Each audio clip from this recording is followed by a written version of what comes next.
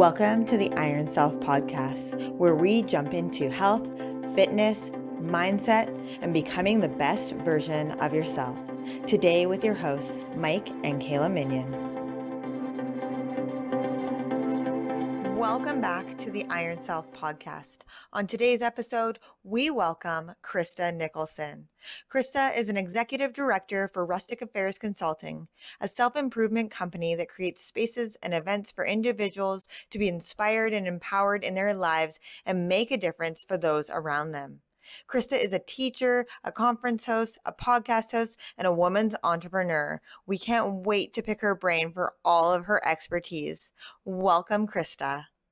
Welcome back to the Iron Self podcast. Today we have Christa Nicholson. She's here to talk to us all about rising to the challenge. I think that this is such a great topic because we all experience challenges in our lives. 100%. Christa, lead us off. Awesome.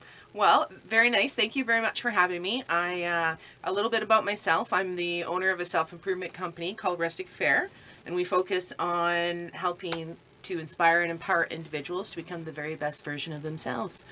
And one of the things that I like to talk about, like you had mentioned, is rising to meet the challenge. And I think there's kind of like 6 things that are really important around that.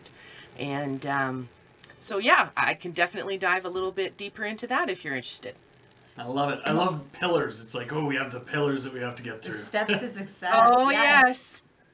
So I'm going to assume you've adopted these from rising to your own challenges in life. Would you agree? Absolutely. Absolutely. Yeah, These are the things that I've learned over, particularly I'd say in the last 5 years or so. Gone through a variety of different challenges in my life, my personal life and professional life. And so, yeah, these are definitely things that I have kind of learned and I'm sharing with you. I love that you can take the gold nuggets out of your own experiences so that people can learn from them, because I'm one of those people, I watch other people and I'm like, ooh, okay, they did that, I'm not doing that. I think that's, it comes with that richness of experience too, where you have these, you go through all these experiences in your life and like Kayla said, the golden nuggets, the little things that you draw from each different scenario where it's like, okay, lesson learned, here we go. Absolutely. And I always find that to be so important, so.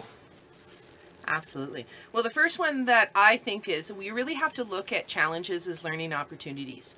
I think often we find that hardships are something negative happening to us, but really we have to look at those as being a learning challenge, and they're actually positive. Totally. And learning opportunities. Like you said, it is a learning opportunity, and I think that that's really, really critical. Lots of people kind of they glaze over it, right? Or they say, what is the saying that we always say? Fail forward. There we go. So a lot of people hit a failure, or they hit a hiccup in their life, and it's just not running exactly, perfectly smooth, and they almost give up. They're like, I've failed, so I can't keep going. When, if you have the growth mindset, then you can be able to be like, okay, no, I can actually draw lessons from this and then continue to improve. And, next time I try this, I'm going to succeed. I'm going to knock that out of the park, right? Absolutely. And what is this situation trying to teach us? Because, it could be as simple as something like the timing isn't right, or that that it's something so difficult, like maybe it's an unhealed trauma too. Looking at those and really being one of the biggest pieces there is really you have to train your brain and your mindset to see that opportunity though, because it's tough. People right away naturally dwell on the negatives of those situations. And their thought processes are stubborn. Well, life is happening for us, not to us. And I think that that's where a lot of people get stuck, is the poor me mentality, where it's like, oh my goodness, why am I going through this? And not like, what is this teaching me? What can I learn from this? And how can I grow forward from this? Because I truly believe that life doesn't throw you things that you can't handle. Well, we've talked about this so many times. Is like there's that inner critic. Everybody has an inner critic, and it's there for a reason. That is there for the base level of survival. But the ability to take a look at what that inner critic is saying and be able to switch that story. So it's like, okay, I'm not going to dwell on these negative emotions. I'm not going to become these negative emotions. I'm going to use this, be mindful of it, observe that, and then move forward from there. Mm-hmm. Absolutely. Well, and one of my biggest pieces of advice there is just really being intentional about that and knowing and looking at that, because it's if I believe you tell yourself something long enough, you begin to believe it. Like there's that old saying that says it. And if you're intentional about changing your thought processes around when challenges happen to you, that is so important. And they also say something like 90% of the thoughts that you have in one day, you repeat the next day. So if you're positive, and yeah, isn't that amazing to think that the thoughts that you had in one day, 90% of them are the same ones that you're having the following day. So being really intentional around changing those negative thought patterns is super important. Well, and that goes to prove like that whole cyclical thought process, right? Where people become what they think all the time. So it's, you know, these are the people that get stuck in patterns instead of being able to change. It's like, well, no, I can just repeat the same thing, like you said, 90% of the time the next day. If we don't change that one thing, then we're not going to be able to grow from that. I feel like I have a lot of really good cliche quotes for this. That's funny. I try to prevent myself from actually writing them down. Because I just feel like it's all there's all those cliches that are like that you think and you're like, oh, okay, but that's not true, but it is true, right? Like you are what you think, you are what you eat, you are exactly what you believe you are, whether you believe you can or can't. You are an accumulation of everything you've done in your life up to this point. That is where you are today for everybody. Absolutely. There's our bombardment of cliche quotes. Okay, there you go. Definitely. Well, and then I think that too brings me to my next topic, the idea of being kind to yourself, because we all make mistakes, right? And I think this is so important with your being kind to yourself, because you are such an important person, right? And being kind to yourself is so critical. But too often, and we were talking about that inner critic earlier, too often we're so hard on ourselves for everything, whether we're eating too much, we're not eating enough, I'm being a good parent, I'm not being a good parent, I've had enough sleep, I haven't. It's very easy to get caught up in that whole process of being unkind to yourself. And we need to really focus on being kind, because you know what? We're not perfect. We do make mistakes. 100%. Yeah, no, that's that self-compassion piece, right? Being able to love yourself unconditionally. You know, everybody talks about being able to love their child unconditionally, and everybody understands that, and they're like, 100%. You know, I love my kid. There are no conditions on that. That is the true meaning of unconditional love. But they can't have it for themselves, or they're not. They will love themselves when, or they love themselves if. There's always those stipulations. There's always those talking points that have to be accomplished before you can truly love yourself, and I think that's absolute bullshit. I mean, I think that a lot of us come into this world, it's like, if I berate myself enough, eventually I'm gonna be perfect, right? If I just critique the crap out of myself, I will hit full perfectionism, and everybody's gonna love me, and it's gonna be amazing, and I'm gonna love myself, and I'm gonna hit enlightenment, essentially. It's what's Easy gonna there, happen. Buddha. But I think that that's what people believe, is like, that's gonna be what takes place, and it's like, no. Like, you critique the crap out of yourself, guess what? You learn helplessness. Yeah. Guess what? You lower your own self-esteem. You lower your own value. You lower your vibration. Like, you're not lifting yourself up by critiquing the crap out of yourself. You're pushing yourself down. I mean, I think the child psychology specifically states that if you critique a child long enough, the child learns to become helpless. Absolutely. I mean, you've heard the elephant story, right? No, but you're going to tell me. Bill loves her elephant story. I love the elephant story because it's so good, because it fits with the learned helplessness. Okay, so there's a baby elephant, and if you take a rope and you tie that baby elephant to a tree, that baby elephant will struggle and struggle and try and get away from the tree. Eventually, he'll learn he can't get away from that tree. So he will stand there, and he will wait for his master to come back. That elephant grows and grows and grows, and he becomes a great big elephant, a ginormous elephant. And you tie that same elephant to that same tree, or a different tree, to a tree. And eventually that elephant doesn't struggle. Why? Because from childhood, he learned to be helpless. He learned that he didn't have the power to get away from that tree. Even though you and I know that that giant elephant could crush that tree, could rip that rope in half, could tear away no problem, that elephant does not believe that he can. And that is learned helplessness at its very basic fundamental standpoint. And I think that that's something that we don't understand sometimes. It's like when you're putting children down, you're teaching them that learned helplessness. Absolutely. Yeah. I completely And that's where that kindness comes in. And it's like you said, it's not just kindness for others, it's kindness for self. Yeah. Everything has to start with self. If you can't love yourself, you're never going to love anybody else fully either. Absolutely. So true. So true. Yeah, no, and I think that kind of goes on to my next thing too, is just be careful. We were talking earlier about being careful about what you put into your body, and I'm not talking about just food in particular. Your diet and the things that you listen to, the people that you surround yourself with, you know, the things, yes, of course, how you move your body, all of those kind of things. It's so important. You have to really choose wisely in regards to that, because that 100%. leads to many parts of yourself. It's not just the food you digest, it's everything in the world around you that you digest. There's a reason I don't watch scary movies. Okay? Because she's a baby. Because I'm a baby. Yeah. But I don't want that crap in my life. I don't need that in my knowledge. I mean, I have a hard enough time sometimes sleeping just with my mind being wild and excited, let alone my mind being wild, excited, and terrified. Like, I don't need to add that to my repertoire. I don't need to see that kind of garbage. So for me, that is my belief on scary movies. They're garbage. But I just don't want to, I don't like to feel scared. I want to feel happy and uplifted. But to your point, it is true. It's everything that we digest in our day-to-day life, right? It can't just be the food that we talk about. It's what you see. It's what you believe. It's what you read. It's what you view on a TV. Like, man, we just turned our TV off because it's so negative all the time. Well, and you are the sum of the 5 people that you surround yourself with. So who are the 5 most common people that you surround yourself with? I mean, I got to speak outside of, like, my children, essentially, right? Because they take up 3 spots on their own. But Does Dora count? Dora might count.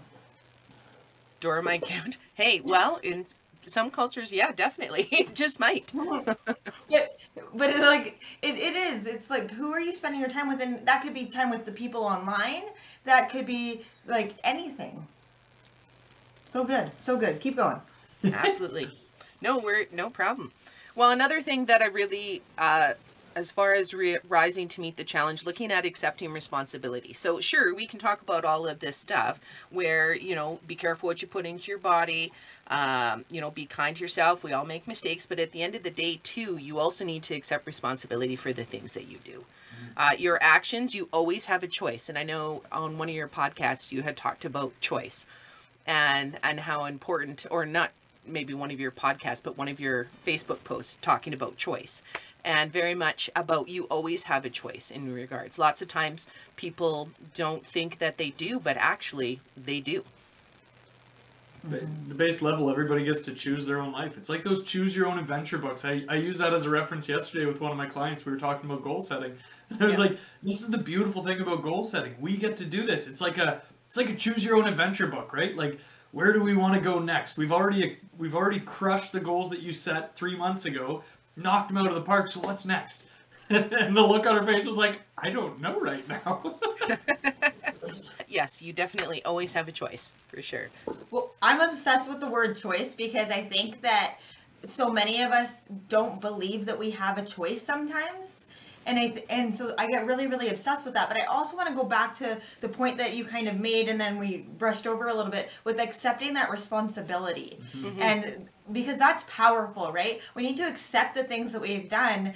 And, you know, for example, if you eat, you know, 5 pieces of candy out of the candy bowl, rather than sitting there going, and I'm talking because it's Halloween, right? But if you eat those, you know, 5 or 10 pieces and you look down on all those wrappers and you're like, oh my gosh, I ate all those wrappers, rather than berating yourself for it, looking at it, accepting it, I ate them. They were delicious. And move on. Yeah, too many people get caught up in that, right? They see something they did as bad. They put a label on it, right? They're like, yep, I did this and it was bad. And it's like, okay, maybe it doesn't fit your goals perfectly, but you made that choice. So live with it, move on from it, right? Too many people get stuck in that, I am bad because I did bad. It's like, no, that's bullshit. You're telling yourself a story that you're a bad person because you made one bad choice. Move on. Well, and then go ahead. No, you go ahead. All I was going to say is then you tend to continue on with that. So then you just you're like, well, my day's already screwed, so let's just keep going. And then you just keep making more and more poor choices as the day goes on, right?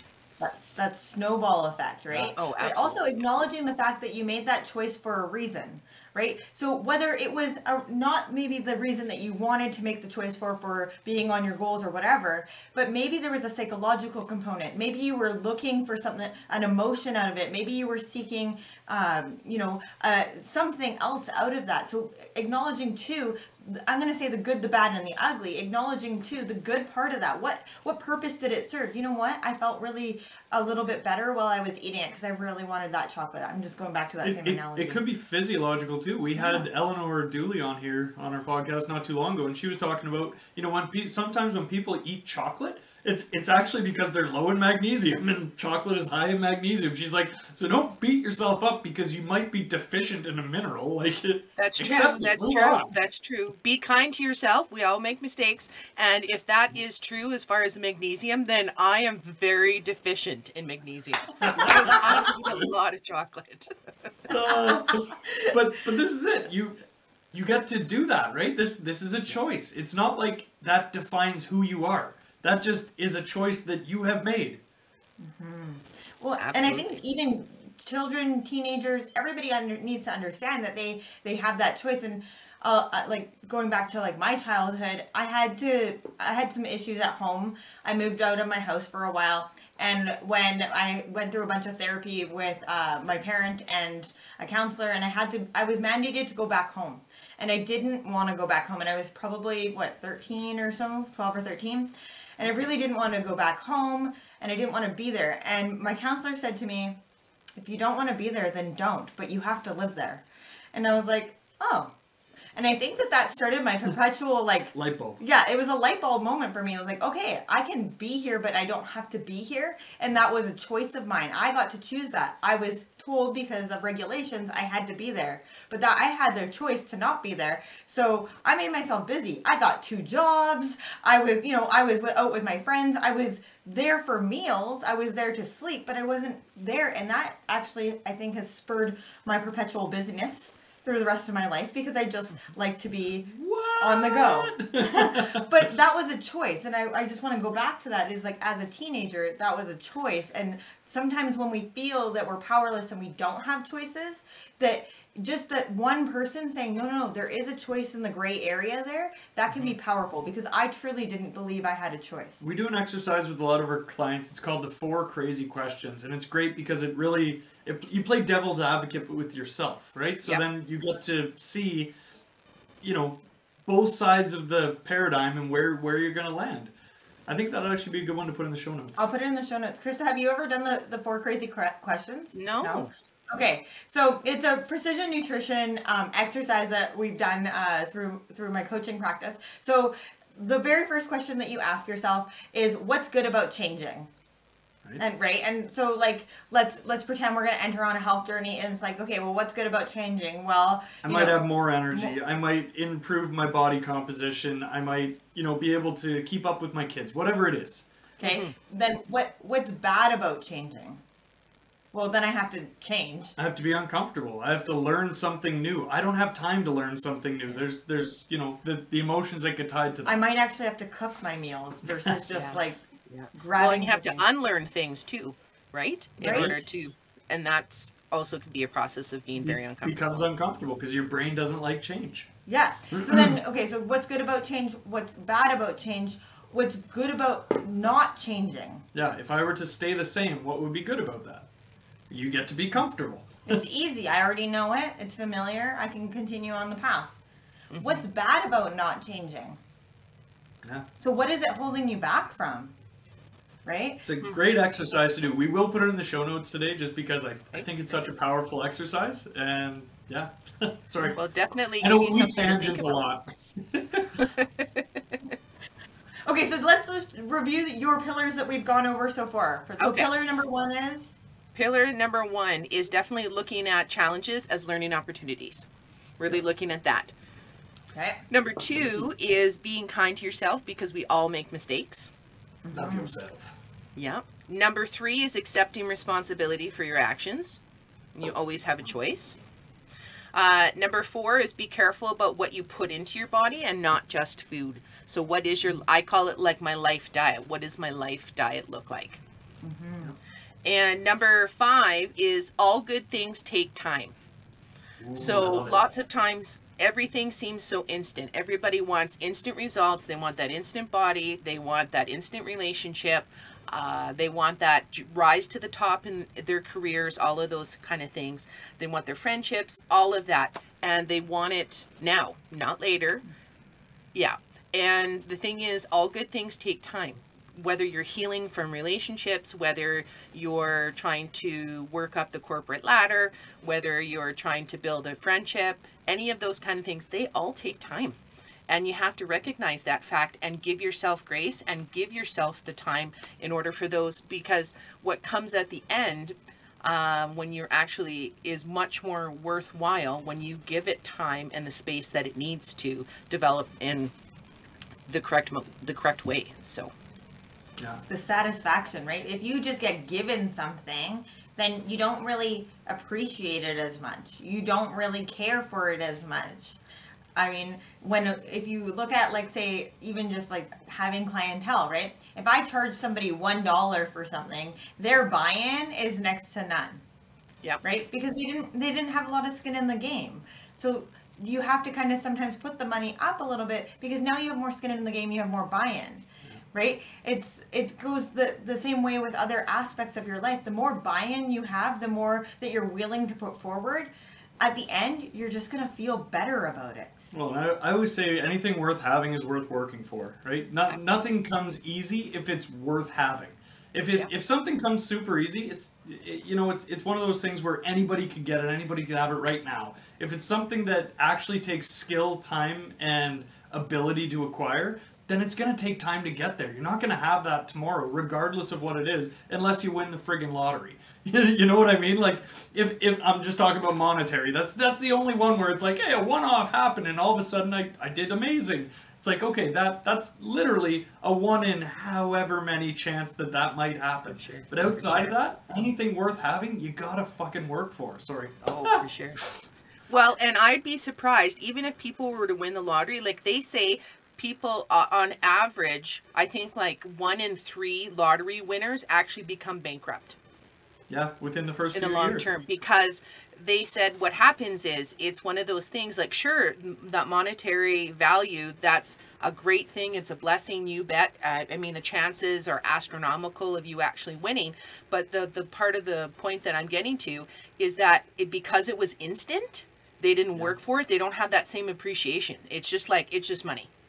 Well, and on top of that, I think it comes back to something that we always preach about, is they didn't learn any new habits. They have the same habits that were keeping them broke to begin with, and then they just got a bunch of money. So now they don't know how to save, they don't know how to invest, they don't know how to be responsible with their spending. So all of a sudden they just have a buttload of money, and then it's like, oh, I can spend it on everything. And it's like, I'm buying businesses, I'm buying houses, I'm buying all of that, and then pretty soon the money runs out, and you're like, okay, now how do I pay for all this stuff? Yeah. Right, and I think that I like that analogy, and I think it can come back to dieting too. Yeah, right? Well, that's what I was going to say. If you don't learn anything, then you're not going to get ahead. I mean, okay, so we'll use an example. I know somebody very close to me that went on a rapid journey of weight loss through a certain company, lost a ton of weight in about 2 months. Lost like 100 pounds. Yeah. Unhealthy. Skin was very saggy. There was a lot going on. Didn't learn any new habits. Didn't learn any new habits. So even on the refeed plan to start rebuilding the metabolism, wasn't taught any, what I'm going to call skills. Like, how do I prepare my food? How do I tap into my hunger and cues and understanding what my body is telling me? How do I understand if my body resonates with a food or not? Like, if a food is good for my digestion or not so good, right? Just because broccoli is healthy doesn't mean that your guts can digest it the same way that mine can, right? So starting to learn these other cues, and then also understanding, okay, well, what are these healthy behaviors? Like, how do I food prep?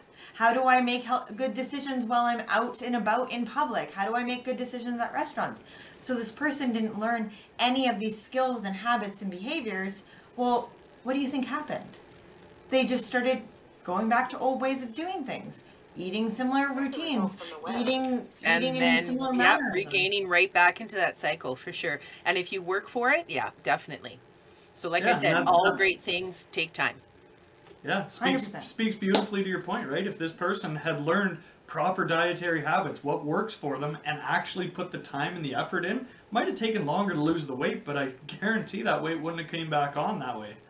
No. And this comes back to exactly what you're saying, is that you need to learn the skills to be able to build on success. 100%. Beautiful. Absolutely. I love it. Absolutely. And the sixth thing that I really like to talk about is celebrating the small wins. I think sometimes we don't give ourselves enough credit for the small things that happen in our lives. And, you know, small wins as far as even like you were mentioning earlier about even just sleeping in a little bit. And, you know, you might not consider that a small win, but you know what? Your body needed extra rest. That is in itself a small win. And we have to celebrate those more, because sometimes we think, oh, it has to be, we have to push ourselves to these astronomical, huge goals, and then they become actually unattainable because they're so out there. If we just look at the small increments as that we work towards them, that is powerful in itself, celebrating those small wins. If you're ready to make a change in your life, step into the best version of you, check out our Iron Self Transformation Program. Find more info on our website, www.ironbodycoach.com. I love it because it's what we always preach to our clients, because if we set these big goals and then we're working towards them and we don't celebrate any of the wins on the way to this goal, then we lose momentum, right? If we set these micro goals or these action steps where we're like, these are the action steps that are going to get me to my big goal, to 30 pounds weight loss, whatever it is. But if we're not celebrating on the way up this ladder, we're going to lose momentum. But if at every single time we celebrate, then it gives us more momentum. It builds that success. It builds that inner dialogue with the person that's like, oh my God, I am doing this. I didn't think I could, but looking at everything I've done so far, I'm doing amazing. And I like to say it, I'm the biggest cheerleader, because if people have successes, I don't care if you're my best friend or somebody I just met, if you are successful, I will be there cheering for you the whole way. And everybody laughs because I'm always the guy that's just smiling at everybody. No, that's perfect. No, accomplishing those small goals, they add up to big changes, right? And big gains. So like I'll use an example of something personal in my life. I had a walking challenge for a little while, and I thought, okay, well, I can do 100 kilometers. I can walk 5 kilometers a day. That's 20 days. I can fit 20 days. And I thought, well, I won't do it necessarily in a month. I did it over 2 months because I thought, well, I don't know. I mean, 5 kilometers a day doesn't seem like a lot, but it was enough for me, and I was able to do it in 2 months. Then I'm like, well, then I'm going to do 500 kilometers. So then I did 500 kilometers, and then but it was easy because I already knew I had that small win that I could do 100. And then I knew that, you know, another 100, and then I was doing 120 like in a month. Yeah. And I was able to surpass that. So, yeah. It's those small wins. That's building that confidence, right? That builds your confidence, like Mike said, the momentum, but it's that drive, that motivation to keep going, right? When you're seeing that success, and then you want to do more. Yeah. You want to be more, right? Like it's like a child, if you kind of nurture them and you allow them to be successful on their own, and they're like, oh, I'm really good at this. Oh, and then they just want to keep going back to it because they're getting that validation. Well, and I think it's so important too, like you said, celebrating those small wins, because everybody's going to have an off day. I'm not going to call it a bad day, because I think bad days are bullshit. Yeah. You might have a bad moment in a day, but it doesn't define your whole day. So everybody's going to have these low moments at some point, right? So being able to look back and being able to say, well, I've already celebrated a win because, like you said, I hit 100 kilometers last month. Okay, great. So you know, I might have an off day. I might not be able to go for my walk that day, but I've already had these successes, and I know I'm going to continue to be successful. I'm just having an off day, and that's okay. Mm-hmm. Yep, that being so kind to yourself, right? It's 100%. So important. Yes. So, okay. So if we go back to the 6 pillars, do you have action steps or ways that you think people could start implementing them into their lives? I love those. Yep, I definitely do. So a couple of things. One of the points that I definitely recommend is visualization. Now, lots of people talk about that, they think that it's a little maybe woo-woo out there as far as visualization, but you know what? People don't give it enough credit. Really understanding what the end goal looks like for yourself, and that, so a big piece of it is that visualization. Where do you want to be? What does that goal look like? And visualizing it on a regular, consistent basis is something that is so important. Going, this is what my goals are for my life. What does it look like? And using an example from my personal life, very much like, okay, well, I know this might sound a little materialistic, but looking at, okay, I wanted a house, I wanted a good job, all of those kind of things. I had to visualize what were the steps that I needed in order to accomplish to get those things. And because that was important for me to be able to support my family and all of that. So that visualization was a huge piece of that. And visualization as far as even just literally closing your eyes and thinking about it. Yeah. Well, and we talk with our visualization, when we're talking about visualization with our clients, it's always like, you need to be able to almost embody it, right? So what does it feel like? What does it taste like? What does it smell like? What is, what is the emotion? Emotion, yeah, that's what I meant by feel, right? That felt sense. What does it actually feel like to hit these goals? Do you get those butterflies in your stomach? Do you feel nervous? Do you feel proud? Do you feel like you're open to the world? Heart center high, open to the world. Like it's funny because that visualization is so powerful. Like, I don't know if you saw the Last Dance. It's the Chicago Bulls special they had on Netflix there. But they were talking about like Michael Jordan. Sorry, I'm a sports guy. I love it. But Michael Jordan was like the king of visualization, right? Every game before the game, he's sitting there just either like eyes closed or dribbling a ball or just sitting there visualizing this win, right? He's already got it in his head. He already knows he's getting 48 points that game because he's got it so well tuned. He can feel the ball in his hand without the ball in his hand, right? It's that visualization. He can feel it. And that felt sense is so strong with visualization. Well, we listened to that one podcast, it was a while ago, mind you, when we were driving, but the guy on there was talking about visualization, and he was talking about he was training a boxer or MMA athlete, I can't remember. Oh, walking into the ring. Yep. Okay, there you go. And he was visualizing walking into the ring, what it was going to look like, what it was going to sound like, and what it felt like when they announced him as a winner, right? Because when you define an emotion, scared, butterflies, stomach and chest kind of situation feels exactly the same as like joy, as excitement, right? But you give it that definition that I am not scared. This is joy. This is excitement. This feeling is exactly the same feeling, but you have to give it that definition. So when you visualize it and you define like this is what it feels like to win, this is what it feels like to achieve this. And it doesn't have to be in the sports realm. Winning in life is winning, right? Visualize that win. Like you were saying, visualize that house. Visualize the feeling of your family in this new environment, in this new house. Visualize the feeling of your first day walking in at a brand new job. You already know what you want to do, so go and do it in your mind first. And the big thing that you mentioned too is that you had that why, and that why was your driver, right? Like you wanted to provide for your family. If you didn't have that why, could you have visualized it as clear? Probably not, because that gives it that sense of purpose.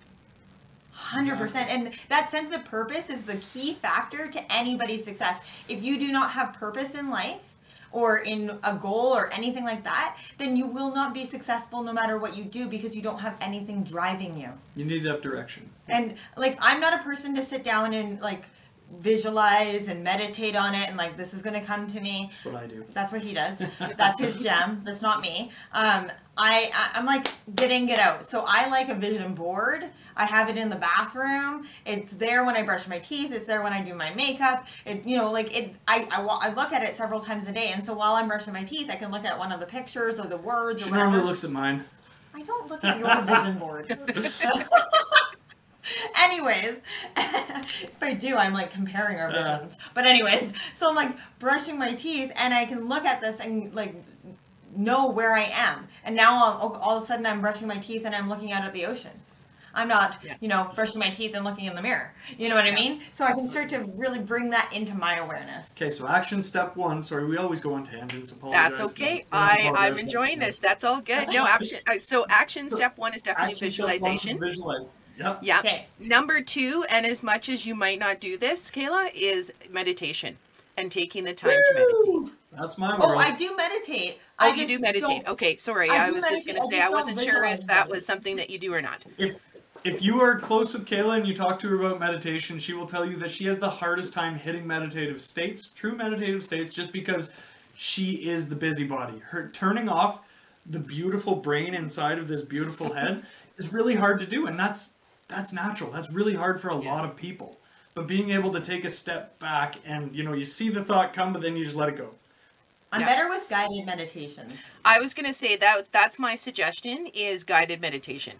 And, just being able to have somebody give you those verbal cues that you need to be able to get you into that state, that is definitely very helpful. And the meditation piece for me is more about just creating space for myself and to just be. That's really helps as far as being able to rise to meet any kind of challenge, because you can take that step and then be able to meet that challenge head on with meditation, I find as well. I always, with meditation, one thing that I always find a lot of people have a hard time with, especially when they're just starting, is being able to quiet their mind, because a lot of people are not comfortable in their own silence. And I'm psychoanalyzing people here, but a lot of people that are really bad with that inner silence, they have some insecurities there. And learning to find that comfort in discomfort is a pivotal moment when you learn to meditate, because it is really learning that I'm okay, I'm safe in this place. And, I don't have to have these bombardment of thoughts all the time. So being able to clear your mind of those, I focus on my breath. I don't do guided meditations. I meditate with myself and my breath, and I love the silence. Because I have 3 small kids, and silence is a commodity. See, and I'm so, I'd like to define meditation, slightly different. I can sit and breathe for 5 minutes. If I do it at nighttime, I'm falling asleep. I'm telling you straight up now, it will happen. But guided meditations usually keep me awake. If I go have a sauna, I will listen to frequencies, sound frequencies, like hertz. And I can close my eyes and I can breathe into that state. That's very, very helpful for me. But my main meditative state for me, I need to give my ego something to do. And this is one of those things, it's when you can't get out of your head, it's usually your ego mind that can't get out of your way. And so your ego requires a task, right? And so if you're trying to silence your brain, the ego's what the hell am I supposed to do? And so I do yoga. And so when I go do yoga, if I have somebody guiding me through the practice, or if I'm guiding myself through, my ego can concentrate on what the hell my body is doing, and my mind can be free on my breath. And I think that too often we define meditation as this state where I have to sit and om and, be at peace and at one, You're right. I'm It can look different for different people. Yes. Definitely. Yes, Yeah. totally. So that's what I just for wanted to define that, is that I meditate when I do yoga. There you go. Nothing wrong with that. The other thing that I find is really important, and this goes to lots of the other pieces, is really looking at affirmations. And I know some people really, they don't believe in the power of this, but I think it goes back to that 90% of your thoughts are repeated day in and day out. Looking at, you have to create affirmations that work for yourself, and that, because when you tell yourself that over and over and over, you do begin to believe it. Yeah. I think I am statements are so powerful. So really embodying those emotions, those feelings of self-gratitude and self-love, and being able to wear them as an I am statement, because that shifts the mindset a little bit, right? It's that paradigm shift from, I have, or I want, or whatever, to I am. It is really powerful. When you're writing an affirmation, do you have a procedure that you do, or do you have a way that you start it, or, kind of how do you do that? So I look at it as what is my end goal? So is it about, as far as particularly is it around self-love? Is it around health? Is it around? So I look at that first, and then I create the affirmation from there. So for an example, for a long time, I often thought growing up was very much about, you know, how to look a certain way and all that kind of stuff. And then you always tried to make sure that you're, you know, you're dressed Fit in the nice, your box. hair is done nice, all that kind of stuff. And it's like, you know what? You're beautiful no matter what. And so that is something that I say all the time.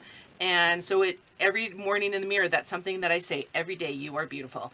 And it's like, you know what, after a while, it's just so natural. Like, it's just, yes, you know what, I am. And I don't have to have the makeup. I don't have to be dressed up, all of those kind of things. That was a unattainable goal that was something unattainable for me. Not even necessarily a goal. That was just an expectation that I had placed on myself for the longest time.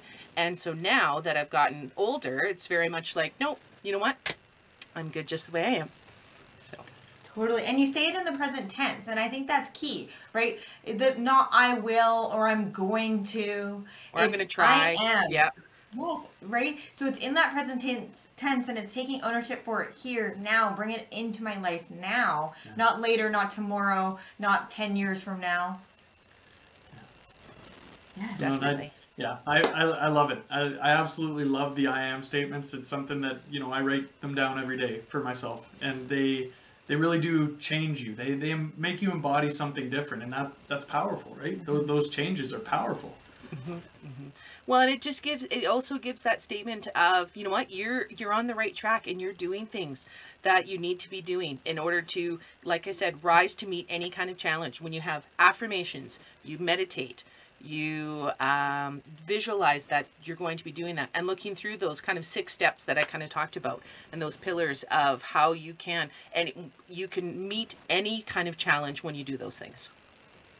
Wonderful, wonderful. Do you have any other action steps, or was that all of our main action steps? That was my main action steps that I have. I love it. Okay, so pillar number 1 was, refresh my memory. Okay, we need to look at challenges as learning opportunities. Learning opportunities. Learn from your mistakes, people. Okay, absolutely. Pillar Absolutely. number 2. Number 2 is be kind to yourself. We all make mistakes. Yes. Love yourself. Number 3. Number 3 is be careful what you put into your body, and not just food. Mm-hmm. Number 4. Number 4 is accepting responsibility for your actions. Nice. And number 5 is all good things take time. Anything worth having takes time. 100%. And number 6 is celebrating the small wins. Celebrate the small wins. And then our action steps for all of those are visualize, meditate, and positive affirmations. You bet. That's awesome. I love it. I love it. Because I think that these are all things that we glaze over sometimes. That we're like, oh, I'm not going to do that. But if you just started doing that, you would actually fill your cup, right? We look at self-care sometimes as like, I have to have a bath, or I have to do this, right? People look at it as selfish too, and right? it's selfish, right? Yeah, yeah. You got to get out of that mindset of, you know, being selfish is self-care, because if you don't look after yourself, how the hell are you going to look out for anybody else? Absolutely. Mm-hmm. You have to be your number 1 priority. Yeah. I love it. I love it. Well, thank you so much for taking the opportunity today to come on our show and share your pillars and share your action steps, because I think share your experiences. And share your experiences. Yes. And I think that the listeners are going to get so much out of this. So if somebody wanted to reach out and contact you, how would they get in contact with you? Okay, well, a variety of different ways. So I have a website, of course, www.rusticaffair.org, as well as you can find me on Instagram at Rustic Affair, Rustic _affair at Instagram as well. So those are all great places. Wonderful. And you can find me on Facebook too. We will definitely do that. We'll link it all through in the show notes so everybody can get in contact with you if they have any questions for you. Thank you so much. That was great. You're welcome. Well, thank you very much for having me.